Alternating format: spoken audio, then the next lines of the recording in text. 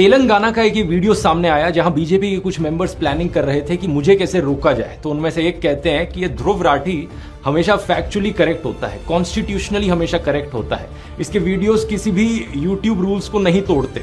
तो कैसे काउंटर करा जाए इसे? ఇప్పుడు యూట్యూబ్ లో ఒక ధ్రువరాటి అనే వాడు ఇష్టం వచ్చినట్టు వాడుతున్నాడు, వాడు చరిత్రను ఇంకా మార్చేస్తున్నాడు. చాలా మంది నాకు వ్యూస్ వస్తున్నాయి. దాని గురించి మీరు అభిప్రాయం చెప్పండి. ఎందుకంటే దాన్ని మనం ఇంటి కొట్టాలి, దాన్ని మనం అందరం దాన్ని ఖండించి ఆ వీడియోని మనం యూట్యూబ్ లో ఏమైనా చేయాలి, దానికి తగ్గట్టుగా అందరూ సహకరించాలి. ఈ విషయం నేను చెప్పాలి. ధ్రువరాటి మీరు ఒక ప్యాటర్న్ ఒక 10 వీడియోస్ తీసి చూసుకుంటే ఫస్ట్ మీరన్న మాటకి నేను స్టార్ట్ చేస్తాను. వాడిని మనం ఎట్లా ఆపలేము.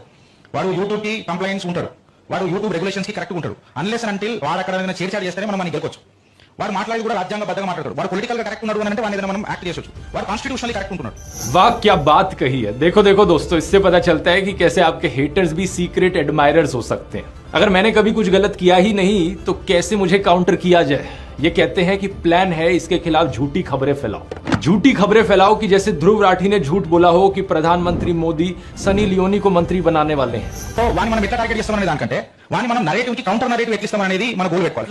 ధ్రువరాటిని సోషల్ మీడియాలో ఫేస్బుక్, ట్విట్టర్ ప్రతి చోట కూడా ఉద్దేశపూర్వకంగా కమెడియన్ చేస్తే చాలా బాగుంటుంది. ఏంటంటే సన్నీ లియోని నెక్స్ట్ నరేంద్ర మోడీ కేబినెట్ లో మహిళా శిశు సంక్షేమ శాఖకు మంత్రిగా చేస్తున్నారని ధ్రువరాటి చెప్పిండని చెప్పాలి.